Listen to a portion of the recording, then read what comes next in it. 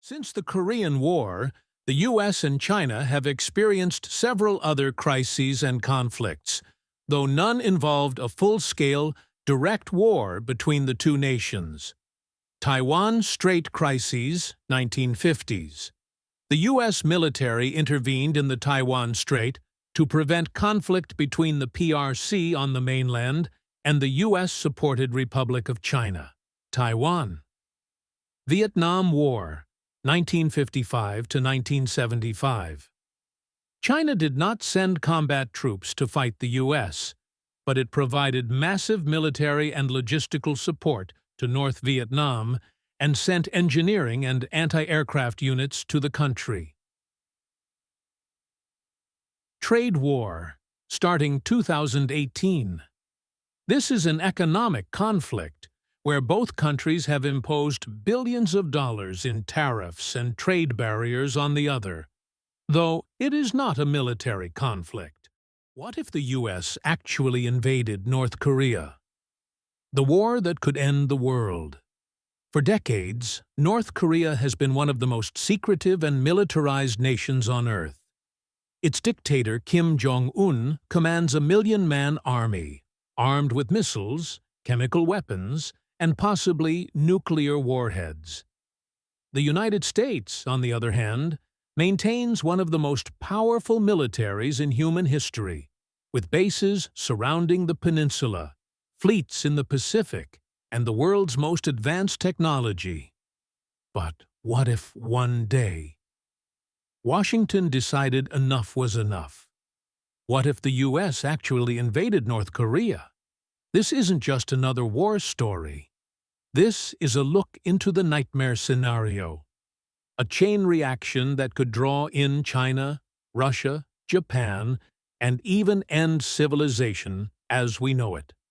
It begins in the early hours of a cold morning. The U.S. and South Korea launch Operation Iron Resolve, a preemptive strike to dismantle North Korea's command and control network. Cruise missiles scream through the night sky. Radar stations, missile silos, and air defense batteries explode within minutes. Within hours, American bombers are flying over Pyongyang. The world watches in disbelief as the most isolated country on Earth is suddenly under siege. But this isn't Iraq or Afghanistan. North Korea has spent 70 years preparing for this exact moment, with thousands of underground bunkers, hidden artillery positions, and entire cities carved into mountains.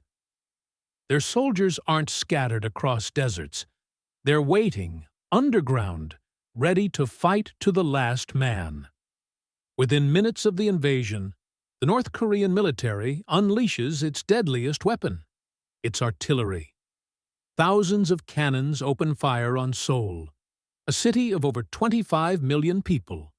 Shells rain down on apartment buildings, bridges, highways. The sky turns black with smoke. In the first 24 hours alone, hundreds of thousands could die.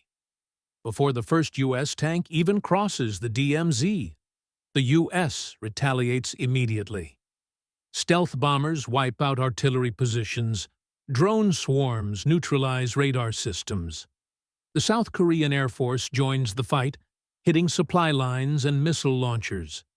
Slowly, painfully, U.S. and South Korean troops begin pushing north. As U.S. forces close in on Pyongyang, Kim Jong-un faces an impossible choice: surrender or go nuclear. Intelligence satellites detect movement at several suspected nuclear sites. The world holds its breath. One missile is launched. The U.S. intercepts it mid-air. Another launches and detonates over the Sea of Japan, triggering panic across the region. Global markets crash overnight. Tokyo orders mass evacuations. For the first time since 1945, the world stares down the barrel of nuclear war. The U.S. deploys its missile defense systems, but no shield is perfect. Even one nuclear detonation over a city like Seoul or Tokyo could kill millions Washington activates contingency plans, but it's too late to contain the chaos.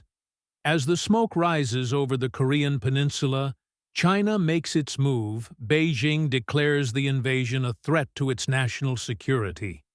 Hundreds of thousands of Chinese troops cross the Yalu River, officially to stabilize the region, but unofficially to prevent U.S. forces from reaching their border.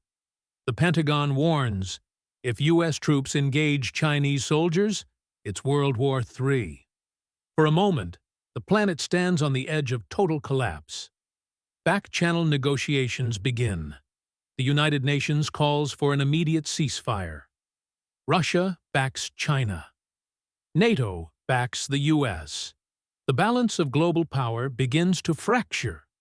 After weeks of relentless fighting, the North Korean regime finally collapses. Kim Jong-un is either captured or disappears into the mountains. But victory comes at a cost no one imagined. The Korean peninsula lies in ruins. Millions dead, tens of millions homeless. Entire cities erased. China controls the north. The U.S. controls the south. And between them lies a humanitarian nightmare. The dream of a unified Korea becomes a nightmare of occupation zones, political tension, and endless rebuilding. Economists estimate the war could cost over $5 trillion and set the global economy back decades. Years later, the world rebuilds. A new government rises in the north, backed by international forces. The peninsula is technically reunified, but the scars remain. Generations grow up under the shadow of a war that nearly ended humanity. And the question echoes through history. Was the fall of one dictator worth the destruction of an entire nation?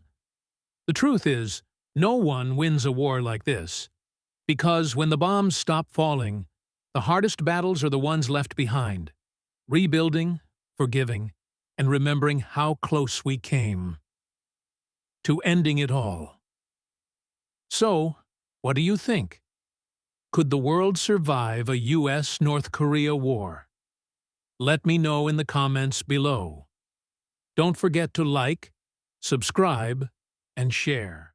If you're looking more informative videos, let me know in comments below.